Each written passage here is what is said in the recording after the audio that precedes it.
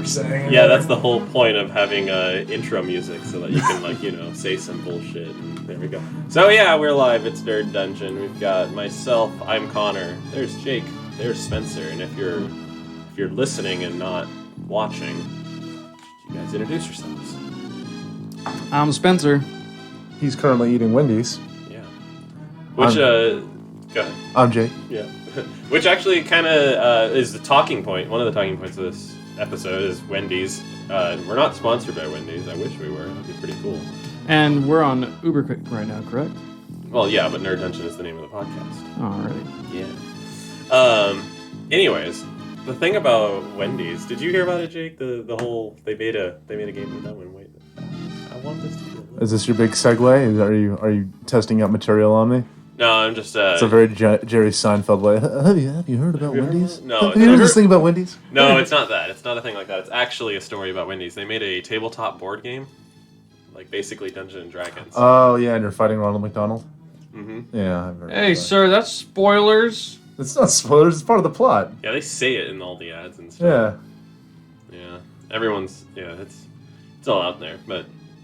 They it's not Ronald McDonald. It's the Frozen Beef King or something like that. The Frozen Beef King. Yeah, that was my nickname in college. The Frozen Beef King. Aren't you still in college? No.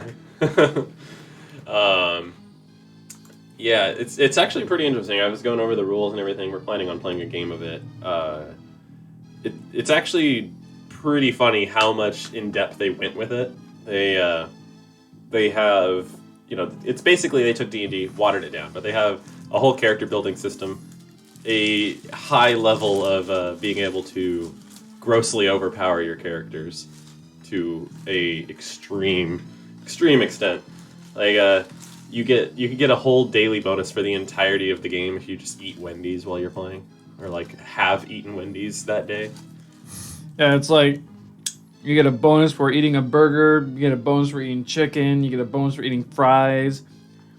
Pretty much if you what eat type of drink you have. Pretty much if you eat a 4 for 4. Don't lick your lips into the microphone. Some people hate that shit.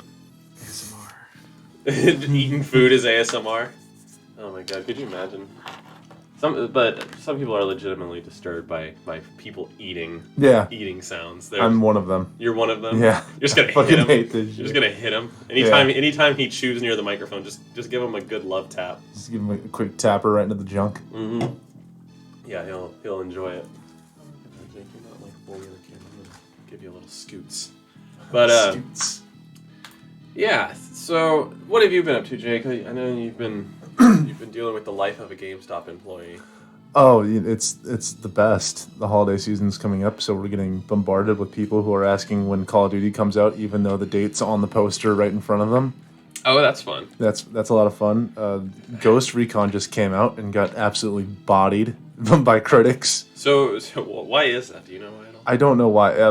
What I've gathered from just the way they've been marketing themselves is that first they marketed themselves as it was a major like story-driven game where you're part of this military, this military group that goes to investigate something that's going on this island. Yeah. And you end up fighting, rogue military members who've kind of split off and are doing their thing now. Okay. And as of like yesterday, they've all of a sudden started doing these very like light-hearted commercials where just random celebrities are playing the game and it's all about, multiplayer and stuff like that, where it's like, pay no attention to the shit story we worked really hard on. Oh. Pay attention to the multiplayer now because our story is getting absolutely trashed by critics. Jesus. I think it's like hovering somewhere around 2.5 out of 5 stars. It's getting mixed to average reviews. You said you were looking at stuff before because we haven't seen it yet, but you're saying the Joker was having some mixed bags going on. Yeah, I heard good things, but now that I've been looking at the reviews, it's been getting slowly worse as time goes on. So I don't know if that's. I mean, comic book movies always tend to get better audience reviews than critical reviews. Yeah. So there's a guy. God, who was it? I think it's Brian Altano actually from IGN. I follow him on Twitter, and I believe it was him. But he was saying that it didn't like have any surprises. It was just kind of like it was what you thought it was going in. It was an origin story. Yeah, and it's like, well, it's like he's crazy. He's crazy the whole movie, and it just kind of stays that way. Yeah, like he's not gonna get better. Like there's no happy ending. There's no getting better, and there's no like becoming the Joker. It's more like he was already crazy at the start, and so he's just. There was like no transition from who he used to be to the Joker. It started out as him as the Joker, and they just put face paint on like 20 minutes in. Yeah, basically. So I haven't seen it yet. I do want to go see it. I'll probably see it maybe later today. Honestly, I'll go to like the Regency or something and get it for a couple bucks. Well, if you don't see a transition in the character and you don't see character development, then I guess the movie does fail as like an origin story, isn't it? Yeah, but I don't know if they were necessarily going for an origin story. If that was the point. I think like they were it just... shows the pre-mat, like in all the commercials you see him without makeup on, all that stuff. So you get a grasp that hey, this might be an origin story for this Joker. Yeah. And if you don't see any kind of transition, it's like, oh, we're just going straight into the clown. Mm-hmm. And a lot of people like the small sections of, I believe it was the Killing Joke, where it has like a little bit of the Joker's backstory in it. Right. And like they're like, oh yeah, like this, you see the progression, even though it's only for like 5 minutes inside of that little bit, you see the progression of Joker's madness, and people want more of that. Not getting that out of this movie kind of takes away from the appeal of it. Yeah. It's like getting slowly more intense. I know, right? It's like you try to turn it down, it just keeps on getting louder. I know. I tried and failed. Yeah, it's... I don't know. Comic book movies always are always that double-edged sword of you know, you're not going to be able to make the audience happy and the critics happy at the same time. You're going to appease one or the other. Yeah. I watched it a couple days ago. It was all right. I mean, it was nothing mind-blowing. Mm-hmm. It was pretty much exactly... I mean, you're going to go in and you're going to get exactly what you think it's going to be. Oh, yeah? Yeah, like you said, there's no real surprise to it. Well, of course, I've never really been into superhero movies all that much. Mm-hmm. So, what would you give it? What would I give it personally? I don't know. Give it like a 6 or 7 out of 10. Like it's worth the ticket price. Yeah. Like if you want to be entertained on a Thursday afternoon for a couple hours. All right, fair. And you have a somewhat passing interest in comic books or superheroes. Yeah. Yeah. Okay. So. And Todd Phillips is the director. But it's not that amazing thing that everyone thought it was going to be. Like when the way they were teasing it, kind of. Yeah, like I like Joaquin Phoenix, and I thought he would be a good choice because he just has that kind of energy that where he could pull something like this off, and he does a good job. Like there's no bad acting in it, I would say. Yeah. It's just I don't know, the writing was a little off. It was just kind of like, you know, going from point A to point B. No real plot twists, no real turns. Okay. Yeah, there's like. You gotta talk into the mic, Jake. Am I too far away? No, every time you turn, it doesn't. Yeah, it doesn't pick it you're up. turning your head, and it's just like, oh, can you hear me now? Can you hear me now? You need to speak into your mic. Yeah. No, you had it the right way. It's a side firing mic. This is. What are you This doing? is how we're amateurs, everyone. Are we good? Actually, that sounded wonderful. Really? That sounds clean. Yeah, it sounds chocolatey and beautiful. Cool. So, yeah, and without getting into the super technical stuff, because every time you went technical, everyone stopped listening. What's your jam on Borderlands? Because I've been playing it this week and I've been having a good time with it, but I almost didn't to be honest, I almost don't even notice the change like going up. But I don't have legendaries and all like level 50s and stuff yet. So this week's hot fix, they decided to do some quality of life changes for bosses. Certain bosses had their health reduced by as much as 25%. Like I said, without getting technical, people just stop listening when you get too technical. You just generally like what happened to them. Basically they reduced some bosses' health, made the gameplay a little bit easier, but they did also do a slight nerf onto 2 characters with ammo return. So people were using certain builds. There was one known as Infinite Grenades Moes, where you could just keep chucking grenades, and if they were grenades that spawned extra grenades, you ended up just having you just had no limit on your grenades at all. Huh. Well, you'd be able to throw like 120 grenades, and the whole screen would be filled with grenades, and you're just like, "Yep, Part this of is my me- life now." Part of me is questioning if they did that because it might have overloaded a lot of player systems and just caused insane lag, just grenades after grenades waving through. Hey man, this is Borderlands, Yeah, I know it's actually pretty fun when games break based on from you going too hard in it, Yeah, and then the ammo return was also nerfed on another character, my good old boy Flack. Uh-huh. Oh man, He's been hit twice now, right?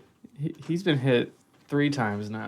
They just keep nerfing him because he's too strong. He's still his on day 1 he had an 83% play rate out of 4 Vault Hunters, which is an overwhelming amount.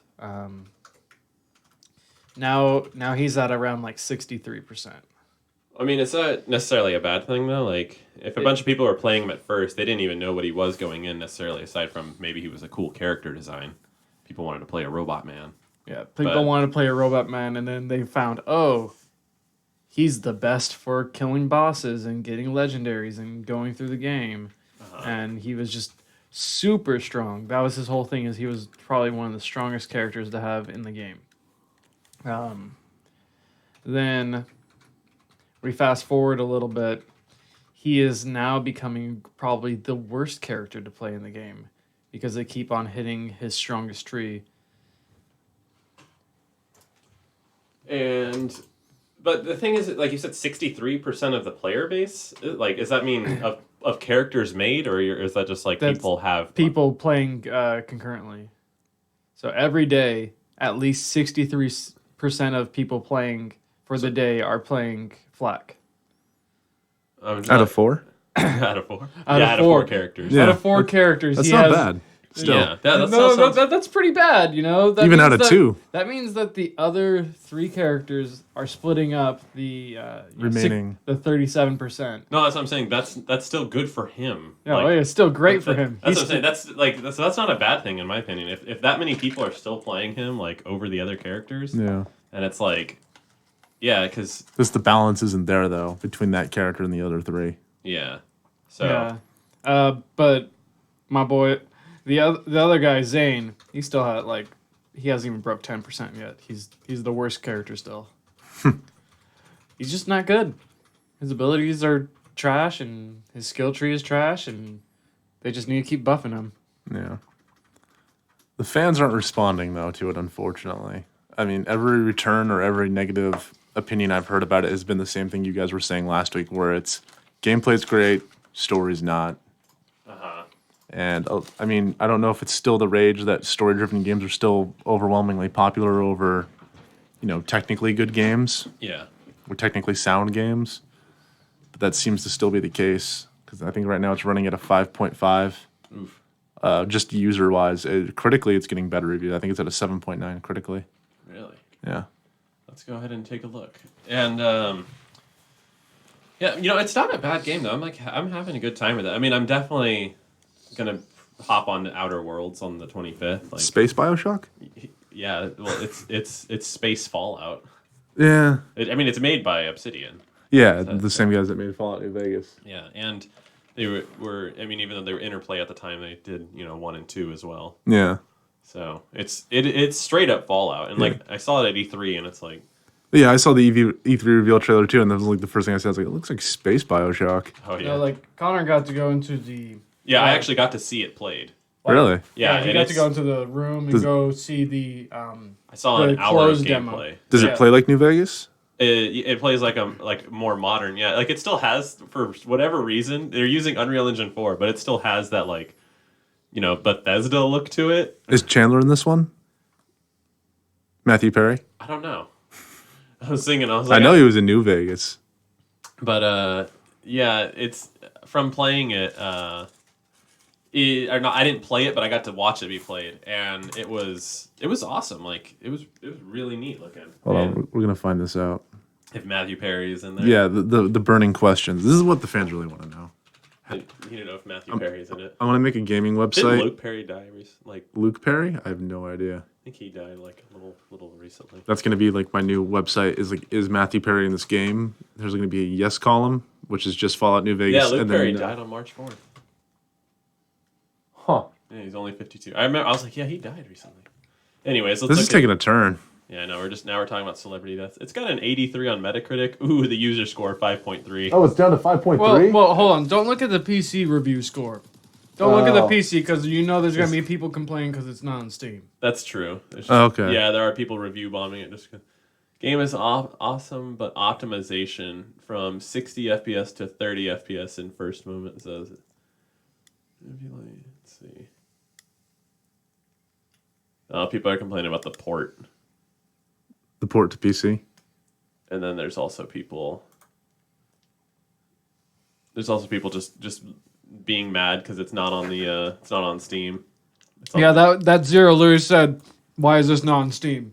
Yeah, so that's a little bit rough. Like when you're trying to figure out. It looks like though, like actually looking at it, it's really volatile. It's either really good reviews or really bad reviews. Yeah, it seems like most people are leaning towards 8 and up though, and which is where I would peg it as around that area too. Yeah, it's just like the story is boring. But yeah, like you said, like the fact that it's technically good. The gameplay is so fucking good. Even though the story isn't good, the fact that it has replayability and the fact that it's fun to play outside of the story will give it life. Yeah, it is definitely fun. Oh man, hey guys, what's up? Matthew Perry's not in Outer Worlds. Oh. Well, I'm not buying it anymore. I'm going to give it a 0 on Metacritic. Matthew Perry isn't in this game. Hold on, you forgot to give it a 0 also because it's not on Steam. Is Outer Worlds going to be on Steam? It is not going to be. It's going, but here's a kicker. So it's on the Epic Game Store and it's on the Microsoft Game Store. So it's 2 stores on there. It is also, obviously coming to all the consoles, but it is on Games Pass. So that's okay. Yeah, Xbox Games Pass. Mm-hmm. So if you pay, if you already do Xbox Live, you do Games Pass as well because it's, I don't think they actually separate them anymore. I think if you it's built into Xbox Live now. Yeah, it's $15 a month and you get all of that. And when you buy Games Pass, you get it on Xbox and on PC. And Outer Worlds is coming out on both day one. Okay. So if you want to check it out and you're like, oh, I don't have $60, it's like just go ahead and do Games Pass for a month. And then they're doing like promos and stuff where you can get Games Pass for like $1, like $2 for 2 months and stuff like that. It's pretty insane. Oh, Charlene messaged me.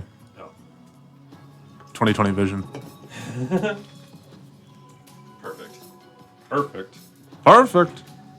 But yeah, I think the fact that it's coming out on that allows more people to play it, try it out, check it out. And Xbox, I think, because they bought Obsidian, and I think that what they're trying to do is get as many people into that ecosystem. They're like, hey, come play Outer Worlds and enjoy it. So that when Outer Worlds 2 comes out exclusively on PC and Xbox and not Nintendo and PlayStation.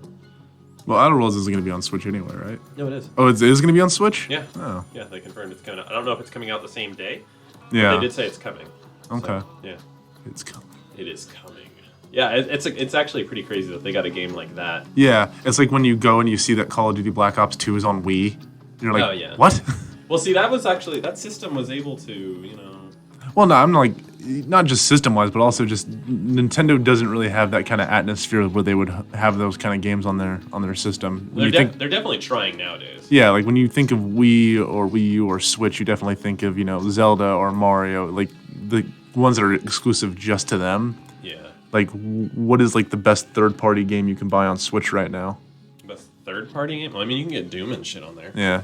Fire Emblem. Well, no, Fire Emblem's Fire Emblem's first. Yeah. Well, technically, Fire Emblem wasn't released on anything else. Second party, because Idea Factory is not owned by Nintendo. I think Fire Emblem exclusive to Nintendo Switch. owns the rights to Fire Emblem, though, don't they? I don't know about that. Like, because it's just like how what's it? Of course, you rifle off Doom right away. Well, Doom's on it. Doom's on it. Yeah. It's like, hold, let me call my boy Connor. To let me know if Doom is on something. Actually, yeah, you were making a joke about that when we were just hanging out. You're like, Connor, can I play Doom on my Nokia, on my original Nokia cell phone, the one that's as big as a brick? Yes. no, Yes. no, you can't do it on the Nokia. You but can do it on anything if you try hard enough. I have an Etch-a-Sketch. Can you play Doom on that? I've seen that. Yeah, someone legit took the time to just draw Doom on an etch and sketch. Like, let's just pull it up if I said Doom. Let's see, Doom, etch and sketch. Or what was that? What was that thing that we were looking at yesterday? That like 8 through 10 batteries at a time. Wait, that's just an etch and sketch. That's just. Someone has definitely. There it is. Oh my god. You can absolutely play Doom on an Etch-a-Sketch. Yeah. That's the mini one too. That's a small Etch-a-Sketch. That's a treble etch and sketch, and this motherfucker did it. He was traveling all right. Yep. He's like, all right, 10 hours to North Dakota. Let's fucking do this. Start erasing it and then drawing frame by frame. Yeah, And he just hit speed bumps and he's like, fuck! yeah, you could play Doom on a refrigerator, a Samsung refrigerator. I've seen that. Yeah. One story actually. Speaking about Doom playing on stuff, people are like, "Oh, this guy got Doom running on a McDonald's cash register." I'm like, those POS systems run Windows. Of course, you can get Doom running on it. All the guy had to do was bring a thumbstick and then exit program. It wouldn't have been a big deal, but it's still funny though. I have a Commodore 64. Can I play Doom on that? I mean, Commodore 64 is just a really old computer. Yeah, but it's really old. Can it run? Does it have the capabilities to run? I mean, you'd probably have to run it. I'm talking like original shareware Doom. You'd have to put like new assets in to run it. You basically have to build a new computer with a Commodore 64 on the outside. A Commodore 54, Connor. Nostalgia nerd. Doom on the Commodore 64. Oh my god. god. Someone did it. It's at horrible frame rate. Here, click on it. It's at like 3 frames per second. That's funny. Yeah. No, oh my god, he's right. Yeah. Like it's crawling. Let's just go. Oh, this is a fucking ad. Don't you love how it'll load the ad instantly? Yeah, but like the video itself. Yeah, let's watch Doom absolutely chug. Oh, that is. Yeah, so it's doing it. That's Kramanchi right there. So they had to redo the programming so that it'd run inside of. Now he's running it in a smaller window. Now he's got color. Oh man. Christ. Oh, it's going a little faster. That looks like maybe 10 FPS. Less than that. It's at like. He's at like 3 FPS maybe. Yeah, so just it has bits where it goes a bit faster. Yeah. So the way that it kind of works is that they have to like rebuild the assets and try and do stuff to make it so that it registers as a completely different file. And Commodore 64 can do some crazy stuff if you know how to work with it, but it's funny. It's all there. Like it's just really slow, and they just got rid of all the colors and such. I remember my first time hanging out with Connor where he just nonchalantly bodied the original Doom in like maybe 15 minutes. Oh yeah. Yeah, where he just sat down, I was like, I'm gonna play Doom real quick. I'm like, oh okay, and he just like he was doing his taxes or something. He had no smile, like no hint of joy. Just this is what I do. I was enjoying it. Yeah, like you couldn't even see it. Like it was all internalized. I would kind of look at him like, Connor, are you okay? I was like, oh yeah. It's like, Charlotte, does he do this normally? He's like, he'll be totally fine. Just let him finish this. Yeah, just pour some water on him real quick. He'll be fine. Make sure he gets some sunlight. He'll be good. Yeah, and I just do that sometimes. Like Spencer's been by me when I've done that a few times. Like we're really at school, and there's people there. I'm just like, I don't want to play Doom right now. And then I'll just gather a little crowd. People will be like sitting there watching me. I'll like find secrets and stuff. You could do that? You're that guy. You were that guy at the arcade. It's like, yo, Connor's down. He's playing the pinball machine. Yeah, that would happen a lot. He's the only guy that can hit Zoltar on the big themed pinball machine. Yeah, it was pretty funny. Like, and I was just that would actually happen a lot at our school. Like, I would just be playing. Like, I played Punch Out. I was playing an emulator. I'm absolute ass at Punch Out. It was so funny though because I was going through it right, and then I get to what's his name, the tiger guy, the Indian dude. Yeah, and he he's like really fast. He does that whole like phase punch thing, and it was really funny because some guy's like, "Oh, it's easy. It's just timing." And I was like, "Oh, really? Here you go." No, it is timing, but it's a little bit more than that. It was so funny. He's like, "It's just, in the same way, it's just a pattern." Yeah, Punch Out is timing in the same way skateboarding is balance. Yeah, It's a little bit more than that. it was so funny because he was like, "Oh, it's so easy," and I was like, "Oh, here you go." I just handed him the controller, and then he just absolutely did dog ass. And I remember when we were playing the NES on the NES Classic and we did Punch Out, and then like people were having trouble. I was like, "Here, let me go," and I went like all the way up until the final fight on my first playthrough of it because I was just watching it. Yeah. Everyone do it, and they're like, "Oh." I was like, "How do I do a knockout punch?" Because that's the thing. Punch. And you were like, "Oh, it's this." I was like, "Oh." Yeah. I almost beat the game on my first playthrough. Was that when I was grilling in the backyard and I just was like, "Here, guys, play this." Yeah. Yeah, and then I walk in and you're like, "How do I do that?" I'm just like, I think it's you gotta press select and then your punch. Yeah. Yeah. That was like my first time playing Punch Out, and I almost beat it.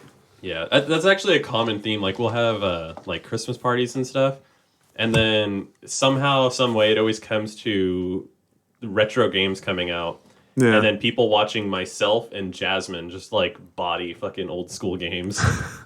That's just me, but like at all times, I have a bunch of new games I haven't touched. But last night I just busted out the old PS1 and played Ape Escape again for like the 50th time. Nice. Yeah. That's a good game. I enjoy Ape Escape. Like I have Man of Medan still in the cellophane that I have not opened yet. I'm just putting on the keep talking. God, I love Ape Escape. First game, I don't think it was the first game, but it was the one of the first that used the analog sticks as like a major component of how the game played.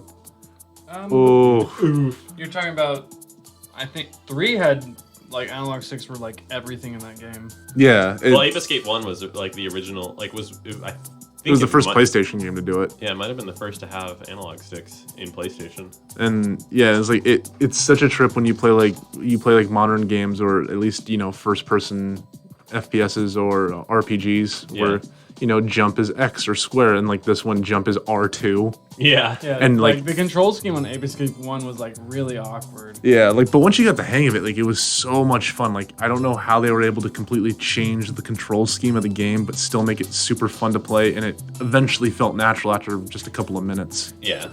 What's funny is a lot of games back then, they were total tank controls. It's like Like, especially Resident Evil, that's like the famous one with tank controls. Yeah, and it's like they had a certain way of building games like that where like the difficulty spike would start out really low, like it'd be super easy, and as soon as like the game felt that you had like a handle on it, it would have just go all the way up. Yeah. Like Crash Bandicoot and Native Fortress. Mm-hmm. Like, oh cool, you know how to jump and spin? Cool, climb this thing.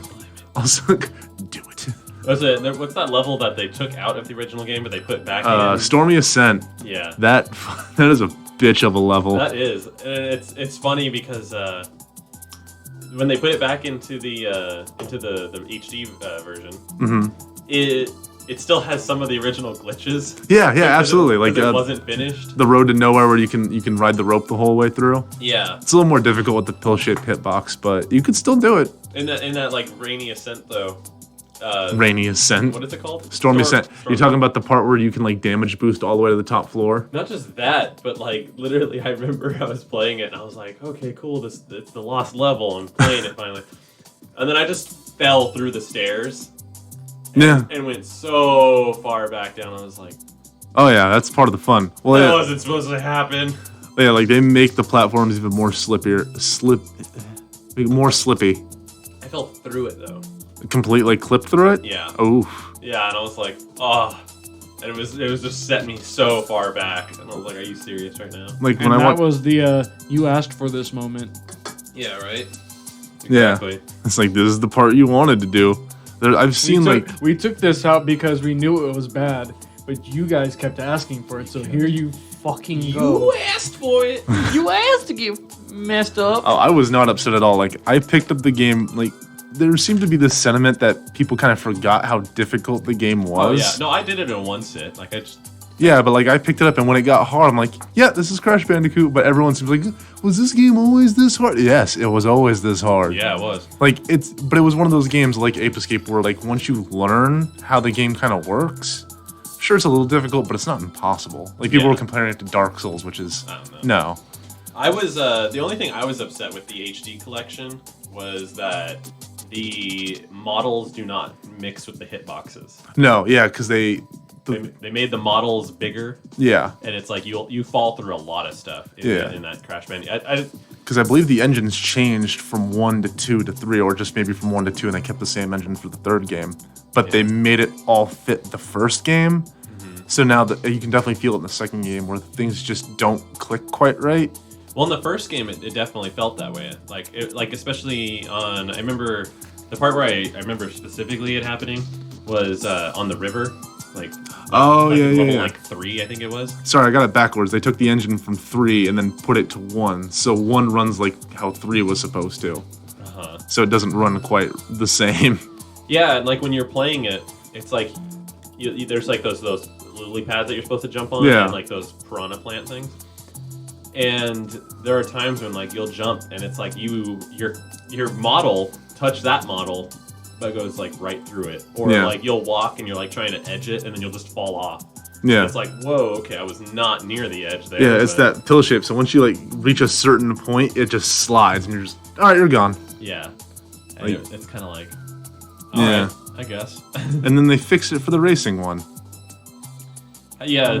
No, they did not. You seem to have a mixed bag about that. Like you were super excited. Oh yeah, I was super excited, and I love playing it, and I love the DLC. And even though they added microtransactions, even though they said they wouldn't, it's still a fair system of unlocking stuff. Like they're doing 3 new DLC tracks that come out. I think it already came out. Oh yeah. Where you can unlock characters from older games. Like there's so much stuff to unlock in the racing game. It'll keep you busy, especially if you play online. But I enjoyed it. It's just it doesn't play as cleanly as the first game did. The controls aren't as tight. The hitboxes are still suspect. Oh my god! You're just like, this music. Can we just leave? Winter 1999. Yeah, Crash Bandicoot has been a game that like It's funny because a lot of people, the HD was like their reason to go back. And I've been playing it multiple times over like throughout the years, and for me it wasn't like, oh, I'm going back to it after all these years. It's like, all right, I'm going back to it after playing it last year. Yeah, it was always a game you went back to because it was available on the PlayStation Store. Yeah, I had it on the PSP. Yeah, and like one thing I wasn't expecting was them to port it to Xbox and Switch. Yeah, I never thought I'd see something like that. I remember them saying they would bring it to Xbox. Like that's the whole idea, because it always said first on PlayStation when it came out, and they were like, "Oh, does that mean it's going to be coming out in like a year or whatever?" And yeah, exactly, that's what happened. Yeah. Well, it makes sense. It's not the rights weren't owned by Naughty Dog. Yeah, it was Activision. It was the same with Kingdom Hearts though too. Like, and their developer never changed, but it was always just PlayStation, and then to see it on Xbox was a trip. Yeah. Yeah. That was a decision by Disney, I believe. Really? Yeah. Because originally it was only supposed to be on PS4, but then after delaying it 3 years, they were like, you know what, we're going to put it on Xbox One as well. Yeah, they went back and forth on that too. When they originally announced Kingdom Hearts 3, it was only at the PlayStation conference. There was only pre-orders for the PlayStation version, and then it took like after a year or two, I was like, okay, maybe it's going to be on Xbox One. Pre-announcement, they were saying it was going to be on Xbox, like well before it, and then it was like, no, now it's a PlayStation exclusive. And then it went back to Xbox. Like they went back and forth on that. Originally, it was going to be on Xbox. Like when they first said, "Hey, we're actually working on it," they said it'll be on all systems. Yeah, they didn't start working on that game until like 5 years ago. They scrapped all the assets. Like I want to say like a year after they started. Like they scrapped everything. I still haven't played that game. And I believe the reason that they said that they scrapped all the assets is because they wanted to use the engine that they used for Final Fantasy 15. That's like how with fucking Metroid Prime 4, they scrapped it and they're completely starting over. They did announce that earlier this year. They were like, yeah, it's not out yet because we just rebooted it in like February. Like they had a whole game set up and they were like, I don't fucking like this, and just threw it all away. And it was like, this is not good enough, and they fucking threw the whole thing away and are doing it again. I believe that Square Enix just wants to use the Final Fantasy 15 engine for all of their games from now on. Oh yeah. Yeah, it's not a bad engine. Final Fantasy 15, though it was a very rushed game, did play very smoothly once you got into it. That's good. I still haven't played that either. I was gonna play it on PC, and then that didn't happen, but now I have I can play it on PS4, so I'll just do that. Yeah, you seem to enjoy a lot, but it's like you needed the DLC to fully enjoy it. Yeah, like when they put out the game at start for Final Fantasy 15, it was missing like chunks. Like you were like you went through Noctis' story, and then you're like, okay, this character's gone for a little bit. I wonder what he's doing. Oh, we go through here. Oh, there's a time skip. What happened during the time skip? Oh, this character's been gone for a little bit. What happened with him, you know? Yeah. And then the DLCs come out. Oh, here's when this character went away. Oh, this is what happens during this small time skip. Oh, this is what happened when this character went away. And then so the DLC filled it all in. Yeah, the DLC is literally filling in all the gaps in the story that they just like...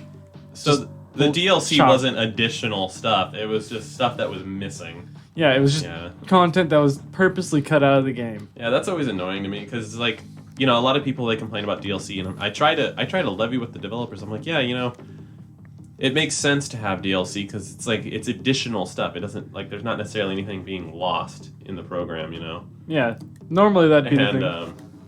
But the whole deal though is when they actually do take out content. Capcom's really guilty of that.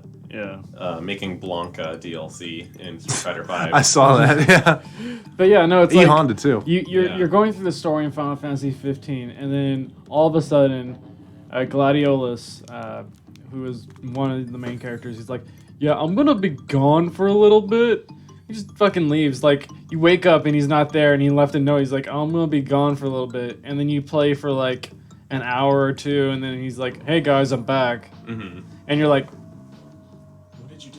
yeah, Street Fighter really leaned into that competitive fighting scene though, where they kind of like backed off of what was actually in the game and was like, all right, we're gonna make this into like a pure fighter. Yeah. Like all the effort's gonna go into making sure this runs as smoothly as possible, so that way when people do competitive play, it plays. Yeah, it plays the way you need to, and there's no flukes. What's sad about that though is it's like that doesn't necessarily make it popular either because what was it?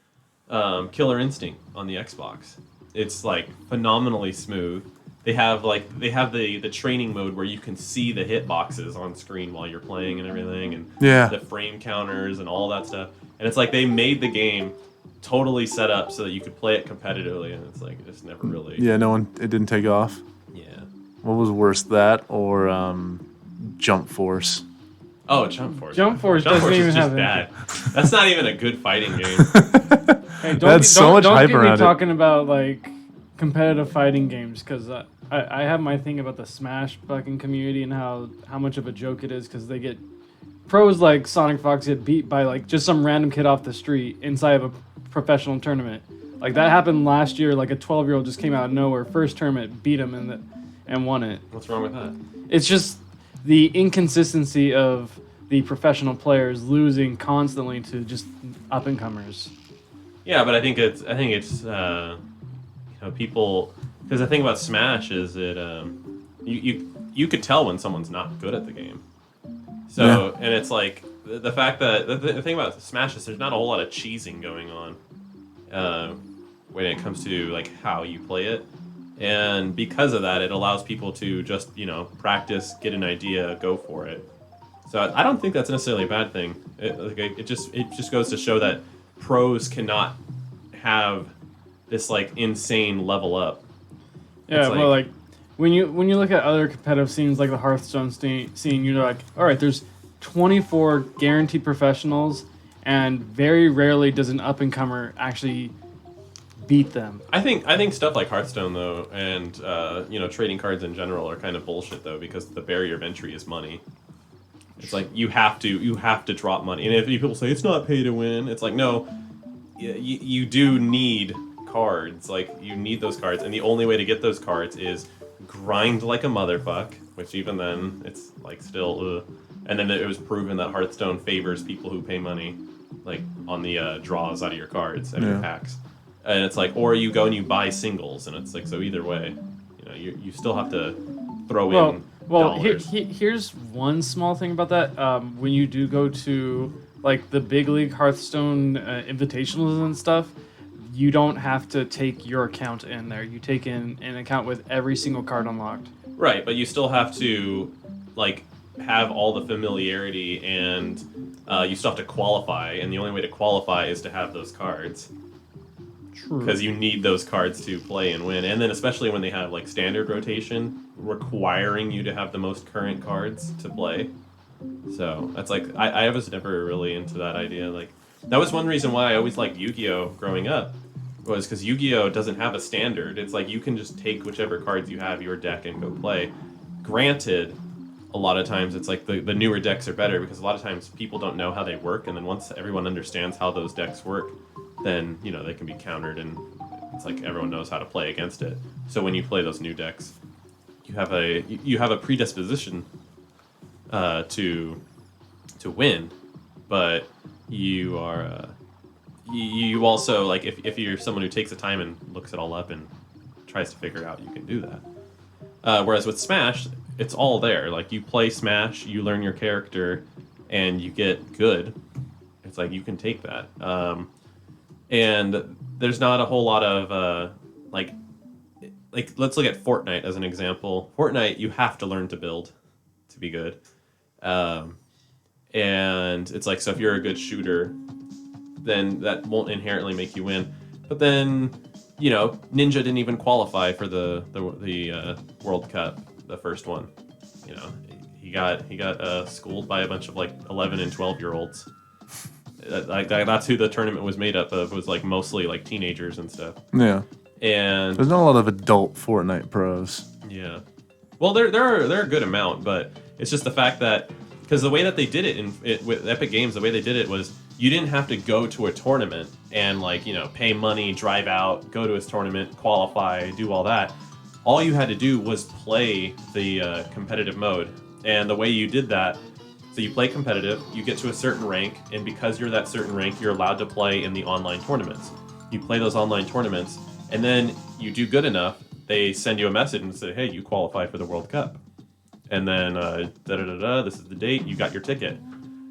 And, that means anyone who's playing Fortnite can just go to a tournament. If they're good enough, they're just playing. Mm-hmm. And that's what I thought was actually really interesting. So, like, when you bring up the whole Smash Bros., I think that's actually really good that, it doesn't have to be a pro scene. There's not this barrier of entry. It's like, no, you have the skills. You beat the person. Yeah, you can do it. There's not like, oh, you need to, travel all the time for all these tournaments and then play in like a nationals tournament to be able to, it's just like, no, this is a video game. Let's get rid of the limitations of real life, because in real sports, you do have to be in person in those spots. So it makes sense for them to, have tournaments like regional, national, all that stuff. But we're talking video games. Yeah. You could play these from your own home. As long as you got the good internet, what's the reason to require you to be in the pro scene? Well, no, it's not like the barrier of entry of pro scene. It's just like the pros' inconsistency is what I'm talking about. Like, what do you mean? So, in any other sport, if I were to say, okay, Connor, you, me, and a whole bunch of our friends, we're going to go play against the Oakland Raiders. Are we going to win? Yes. No, but we don't play football. That's what I'm saying. But that kid obviously played Smash, and he was obviously good. All right, so how about this? You, me, and Miguel, we're going to go play Counter-Strike against the best Counter-Strike players in the world. Okay, but we don't play Counter-Strike all the time. What game would you say that we would have a chance against the best players in the world? None, because we don't play games like that. Like, none of us play any game competitively and consistently.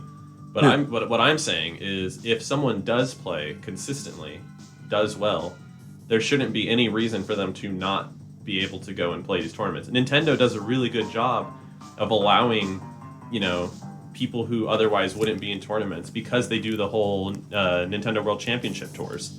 because they go to people's towns. You know, like the Nintendo World Championships, they go to LA, then they go to Sacramento, then they go to New York, then they go to, you know, Cleveland and all this stuff. You know, they go all over the world, and they allow it to be like, hey, you can just come here and play. There's no barrier of entry. They don't charge you. You just play, you qualify, you rank up the ladder, and then go.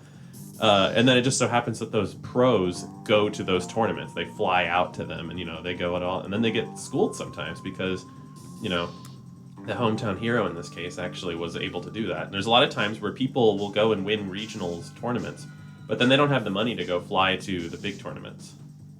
So it's, you know, these people are playing. They are good, and they're proving it. So it's not that there's a low skill level. It's not like anyone can just pick it up and be a winner. But the fact is that, you know, stuff like Smash, stuff like Fortnite, they're allowing you to do what you would want to do rather than be forced to, you know, sit out. Because, like you said, oh, we go against the Oakland Raiders and stuff, and it's like, okay, no, we don't play football. But there are definitely, you know, young men, teenagers, 20-somethings that definitely would give a run for the money of pros. And it's like, but they just never, they weren't accepted to a big college, or, you know, something happened and then, like, their family never let them play. They couldn't afford to play sports in high school, so they didn't play for the high school team. But it's like, no, but they're actually really good. You know, like they can do like 40-yard passes like it's nothing, you know, stuff like that. But they just never got the opportunities to do so. Whereas Smash Brothers and Fortnite, they give the opportunity to everyone. It's like you just have the opportunity. You don't have to worry about, you know, someone knocking on your door or driving out and showing up to a place. So that's what I think. I think it's actually a pretty good thing that people are able to just go in and play esports. I'm not good at Smash Brothers. Yeah, I remember you and Charlene were playing. Any game I lose to Charlene is not a good game. Ooh, what the Charlene? God, you say it so meanly. I have no idea what's happening in that game. It's just not my kind of game. Not to be mean. I'll have to be your. I've seen Charlene play like 3 games. Yeah, it's bad. That game took like almost a half an hour. Oh yeah, it did take a while. I remember you guys. It was a long game. It was one of you was Isabel and. Yeah. Yeah, I always play as Isabel. And then who was Charlene playing?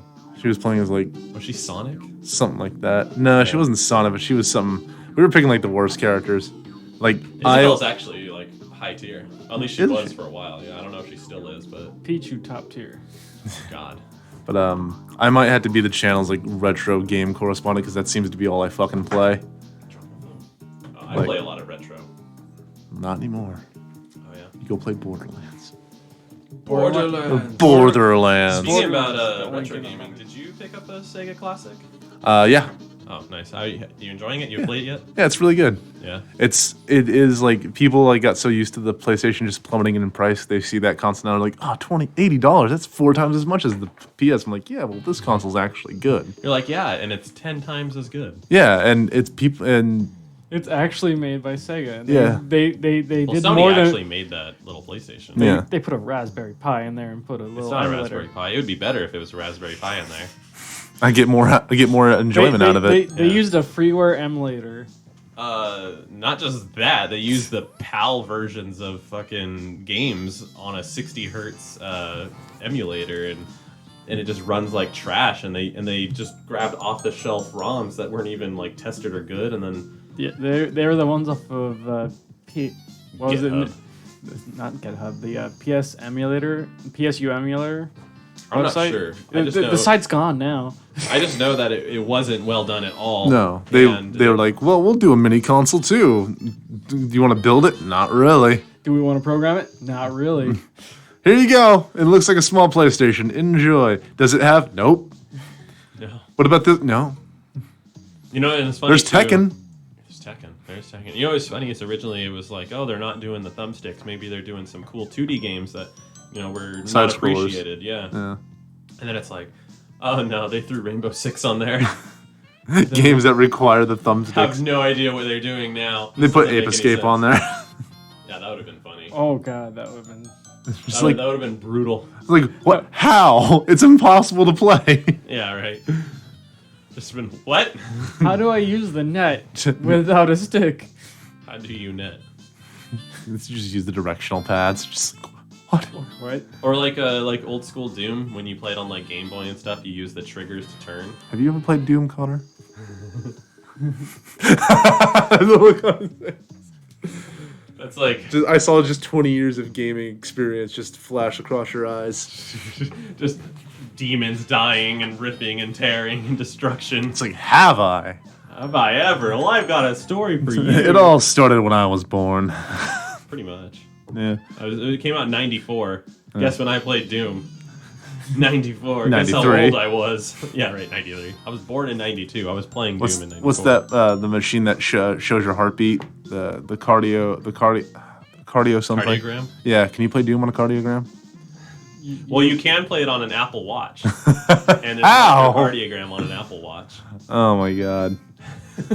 So yes, you can play Doom on a cardiogram. Jesus. As long as it has enough RAM, Yeah. anything is possible. You only need like How much RAM did the Commodore 64 have? I think you need. I know you need a 56K modem to play online, but I think you only need 128K RAM back in the day. That's the wrong one. Let's do some old. We're not talking about Crash anymore. Let's do. Where's my mouse? Let's do Doom. Yeah, let's do some Doom music. Some mood. Solid mood. Eternal mood. Let's do. Let's do original, not 2016 because it's a little heavy for a bed of music. Due to eternal.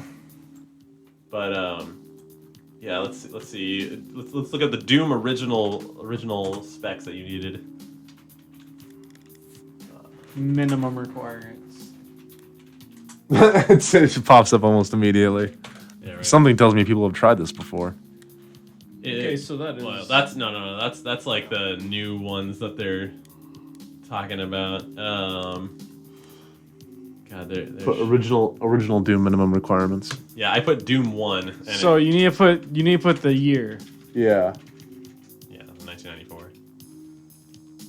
That says 1993, sir. Do you not know when Doom comes out? Mood. Oh, sorry, it was 93. It was what is it? Fucking F-Zero came out in 94. That said 8 megabytes of RAM, I think. Is RAM 8 megabytes? Yep. Windows 95. Yep.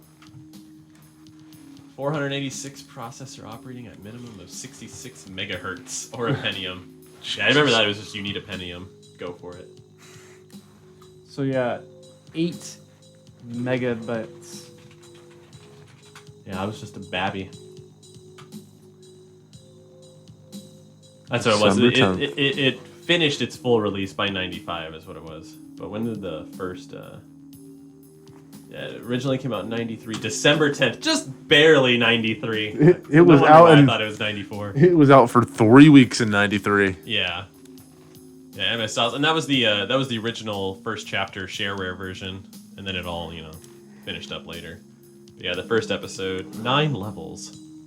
Those are the ones that were made by John Romero. The rest were made by Sandy Peterson. Okay. Yeah. I think I told you this just last week on show. You've told me this like 3 times. I know. 10 weeks though. Dude made all the fucking levels. It's amazing. John Romero. Do you know what he's gonna do? He's gonna lock himself in the office and we'll have to chop it down with a fucking axe. That happened.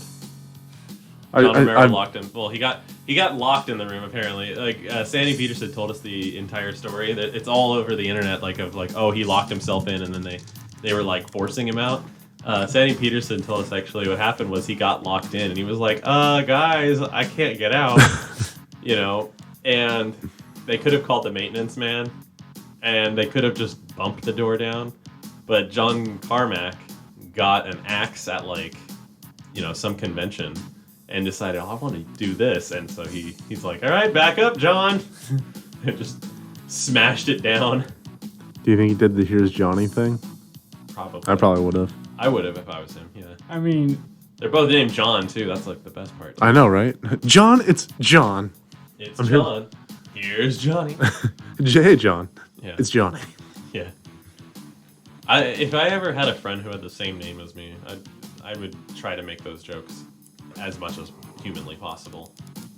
But every Connor I've met has just not been like the same wavelength at all. No. I have a stepbrother named Connor. Oh, yeah? He's still in high school, though. Oh, that'd be weird. Yeah. Hey, come be friends with this 27-year-old man. Don't worry, he's just old enough to be your dad. You gotta be 12 years old. I don't know. Yeah. I guess if you had him when you were 17. Just old enough. No. Sorry. I can't do fucking math right now. No. How old is You he? would have had him when he was I would have to be like 10. Yeah, how old is he? He's 18. Oh, then Yeah, I no. would be 9 years old. All right, so you're not old enough. Yeah. Just 3 years shy. An uncle. You know. I know you read a lot of hentai, but please, Spencer. Hey, I'm just saying the human body is able to get the human male is able to get someone pregnant at the age of 12. On average, it On can average. It can be lower. Yeah. Weirdly enough. Yeah, so if you're 12 Let's years not older talk than someone, about this, Spencer. You always bring up this weird shit. Hey, Hey, get that- the police knocking in here again. FBI, open up! Yeah. hey, I'm just saying, if I'm 12 years older than someone, I'm old enough to be their parent. No way. There's this funny story. There was this 98-year-old woman who went to the same nursing home as her 80-year-old son to take care of him. What? Yeah. She's a 98-year-old woman. Her son is 80. He had to go into a nursing home. So she moved into that nursing home to help take care of him. That's crazy. Just kill me. You're like, my mom is taking care of me again. I'm fucking I'm shitting my pants again, and here she is. Just wheelchair my shit right down a flight of stairs. Yeah, that's just nuts, though. Like, not only does the mom live to be 98, but then she outbrains her son. No, she went from living on her own, I assume, to living in a nursing home just to take care of her 80-year-old son. Yeah. Again. Wow. Well, not her 80-year-old son again, but her son again. Yeah. Yeah, that's crazy. That's just nuts. Like, I when I read that, I was like, are you fucking serious right now? It's just like, hey, can you not print this story about me? Yeah, right. Like, the funny part about that, it's like, at like, once you're 80, you kind of feel like, yeah, everyone at this age and stuff, it's like, we're all just, pretty much the same. It's like, no, that's your mom, though. Hi, Mom. I know it's been 80 years, but would you mind coming on back to the old nursing home? Yeah, right. I cannot change my pants anymore. For old time's sake. For old timers' sake. You know how you did that roughly 75 years ago? Or actually more than 75 years ago. Yeah. 78 years ago, 79 years Still ago. know how to do that? Yeah. You got that muscle memory down? She bottle feeds him a fucking IPA. An IPA? Yeah. I need to give my son Chad his bottle. He's an old man. He's No, lost a lot Insure. of taste buds. He's got to have something with some punch in it. flavoring. Sure, that's what they get. Giving him an IPA. He's an old man.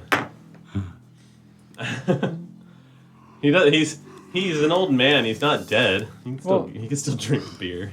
He's gonna drink Insure. Oh yeah. Yeah, that's usually what they give them.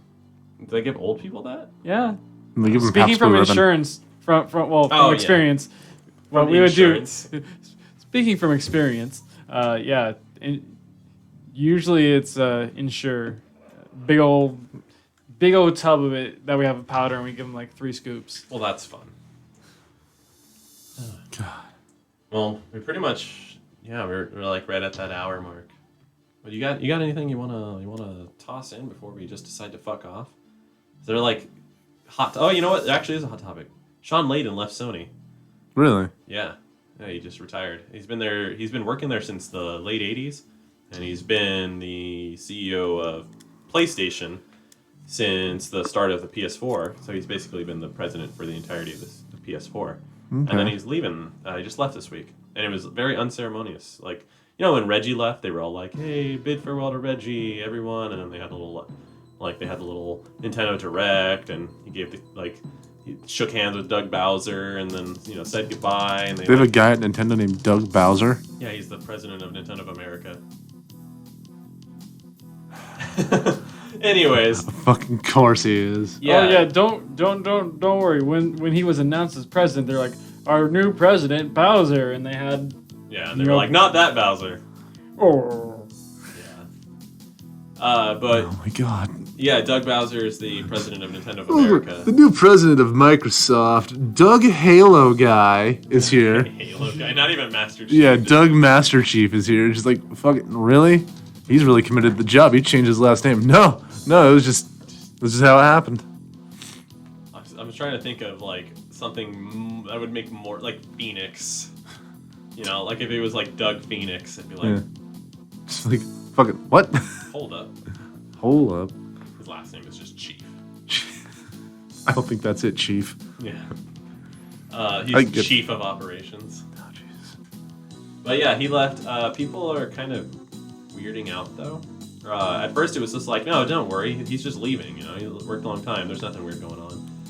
Turns out there's some weird stuff going on at Sony. The fact that they had to specify that there's nothing weird going on should have been the first giveaway that something weird is going on. well, Sony didn't say there's nothing weird going on. That was Like, just kind of the vibe they were giving off. people were like, oh, what's happening with Sony? Why is this like? Why would he be leaving? And then people were like, no, he's just retiring. It's no big deal.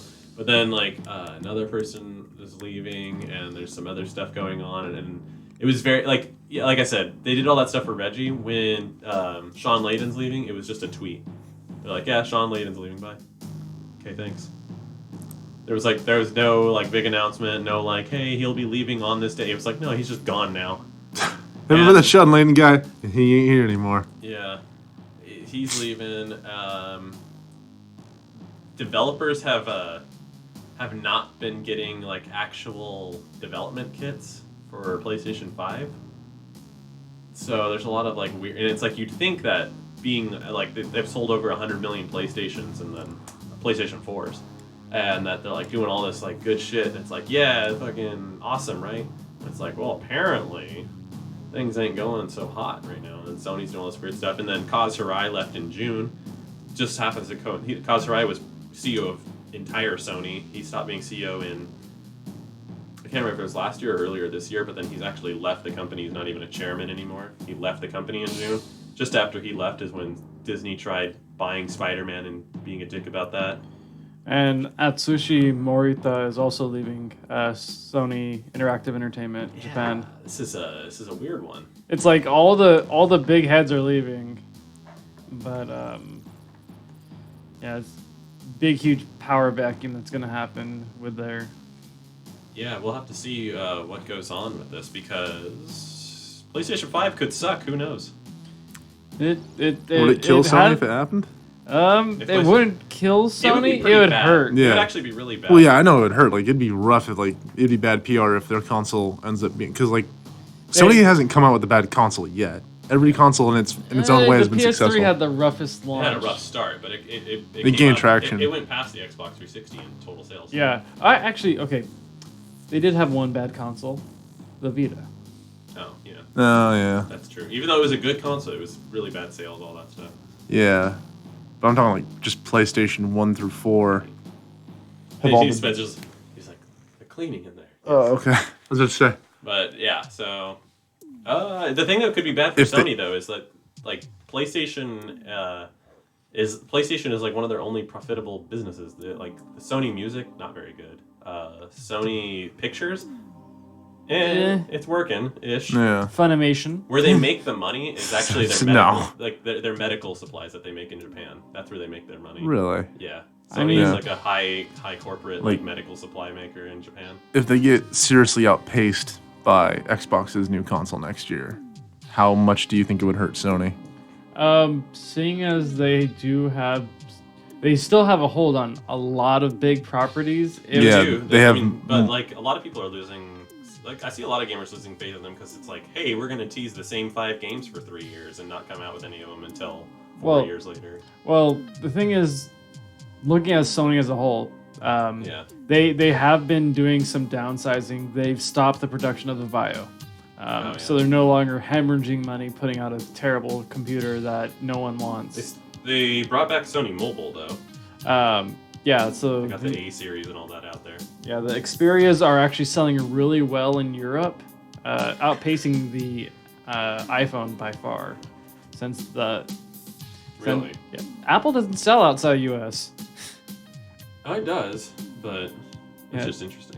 Yeah, it's not the number one. It hasn't been number one. I mean, what Like- is it? Samsung's number one, and then Huawei is number two. I don't know if Huawei's still holding that, but yeah. Yeah, it's like with Apple, the global market's like, okay, a lot of countries don't even get the newest iPhone. They get like the iPhone 7 is barely coming out this year in some countries. Uh-huh. And when Sony puts out the new Xperia, it's a flagship phone that is on par with all the other phones that are coming out from Huawei and Samsung at like this high-end level. So it is a high-end phone, while you got Apple just like, oh yeah, here's some iPhone 7s that we're now sending out. Just get rid of old stock, yeah. And they're like, why would I want to buy this iPhone 7 when this Xperia is coming out for the same price that you're charging me for this iPhone, but is like 4 years ahead of time inside of its power? Yeah. Yep. It's weird things. I mean, maybe more will develop on this PlayStation thing, and we'll have more to talk about next time. Yeah. But for now, I think that's a fine old dandy show. Alrighty. So yeah, we'll see you guys later. See you next week. And yeah, join us, chat with us, whatever. No one joined us today. There's one person watching. That's us. No, there's two. Two. Yeah. Someone's watching. Someone was They watching. were there the whole time, too. Someone sat there and watched with us. Thank you. But yep, we will see y'all next time. Bye. Bye. Bye, guys.